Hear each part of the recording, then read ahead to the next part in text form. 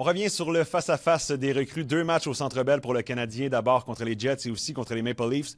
Éric, 2 matchs présentés à guichet fermé. Pas le choix de parler un peu de l'ambiance, hein, je pense. Il y a juste le Centre Bell pour faire vivre les séries pratiquement dans un camp des recrues. Là. On savait que ce serait spectaculaire, là, mais je pense que les joueurs, les entraîneurs étaient sous le choc. C'est le mois de septembre, les gradins sont pleins. Hier, ça ressemblait à un match des séries. Il n'y a pas d'autre façon de décrire ça.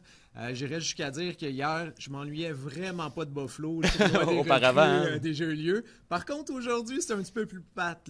J'ai pensé aux ailes de poulet quelques secondes. À Buffalo à faire. Il y a d'ailleurs Jacob Fowler qui a parlé de l'ambiance. Il a dit du hockey en mi-septembre.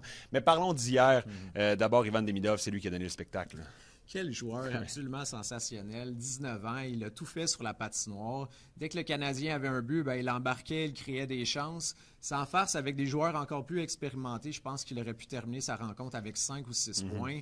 Il a soulevé la foule à tellement de moments. En fait, même dès l'échauffement, la foule réagissait dès qu'il touchait à la rondelle. Une chance qu'il était là, puis on l'a vu un peu aujourd'hui. Hier, il évoluait avec Florian Jacquet, Oliver Kapanen. C'était un trio qui semblait intéressant en vue du vrai camp d'entraînement là, pour évoluer contre des joueurs de la Ligue nationale, parce que aujourd'hui puis hier, faut pas se le cacher, il y a des joueurs qui vont retourner junior, qui n'auront peut-être jamais de contrat de la LNH. Donc, il y avait avec des joueurs comme Ivan Demidov qui va lui évoluer probablement dans la Ligue nationale dès cette année. C'était un peu étrange. Et aujourd'hui, ce trio-là était un peu plus effacé. C'était Owen Beck qui prenait sa place sur le premier trio. Là. C'est ça. Pour Owen Beck, c'était une meilleure chance. Il était nettement mieux entouré aujourd'hui. Il a été un petit peu trop discret. Oui, il a eu des beaux flashs, des séquences très intéressantes. Pascal Vincent l'a mentionné. Il doit s'inspirer de jouer un style plus complet comme ça, mais à chaque fois qu'il saute sur la glace, on aimerait en voir un peu plus pour lui.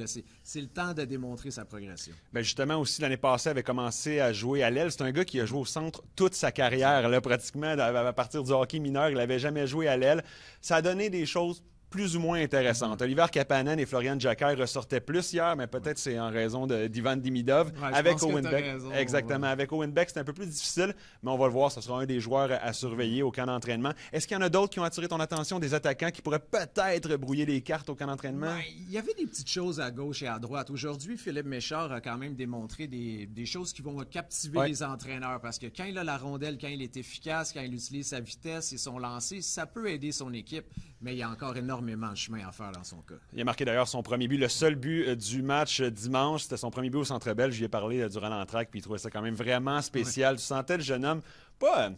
il avait hâte de marquer ce premier but. Il n'était pas délivré, mais presque. Là, un gars qui a manqué beaucoup de matchs en raison des blessures l'année dernière et de marquer devant une ambiance comme ça. Tu sentais que l'attaquant veut. Puis Pascal Vincent en a parlé, ça. C'est un joueur qui veut vraiment. Est-ce qu'il va l'amener maintenant? Est-ce que Pascal Vincent et le groupe d'entraîneurs vont l'amener où le Canadien veut que Philippe Méchard soit? Ce sera à surveiller. Il y a Vincent Schroer qui a peut-être un peu attiré l'attention aujourd'hui. C'est un joueur que s'il ne fait pas l'équipe, le grand club va retourner en Europe avec les Lions de Zurich, là où il a un contrat. On parle un peu de la défense? Oui, avec plaisir. David Reinbacher, c'est un camp déterminant pour lui. Ouais. Comment tu l'as trouvé, toi, ce week-end? Moi, je l'ai aimé. C'est sûr que c'était pas parfait. On va le dire défensivement. Là, il y a encore beaucoup de choses à peaufiner. Mais j'ai aimé sa vitesse. J'ai aussi aimé sa patience avec la rondelle. Je l'ai trouvé beaucoup plus posé dans ses décisions. Prenait une seconde de plus pour prendre le bon choix. On entend souvent Martin Saint-Louis de choisir le bon jeu. Ça, j'ai aimé ça.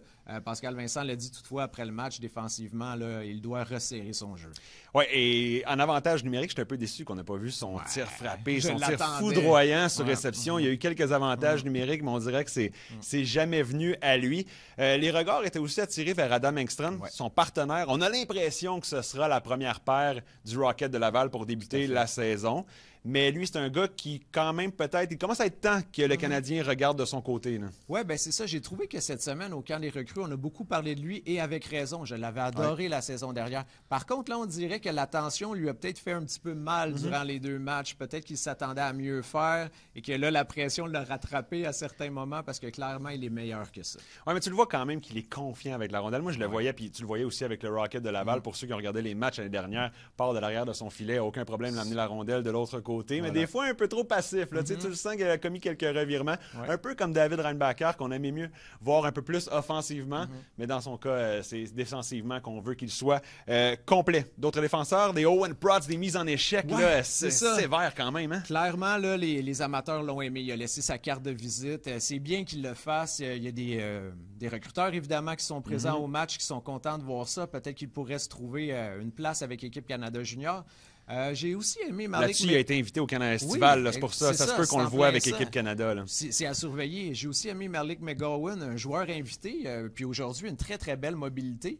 Un peu la même chose pour Simon Lavigne hier dans le premier match, qui s'est très bien débrouillé. C'était pas 100% constant, mais il a été capable même de s'impliquer dans l'attaque, de transporter la rondelle. Pour un joueur comme lui qui a peu d'expérience professionnelle, c'est impressionnant. Peu d'expérience, mais c'était un de ceux, Simon Lavigne, avec le plus d'expérience au camp, 24 ans. Je pense que c'était un des plus vieux au camp, un gars qui va aller être le capitaine à l'Université Concordia. Voilà. Donc, a obtenu une belle chance avec le Canadien pour ce week-end.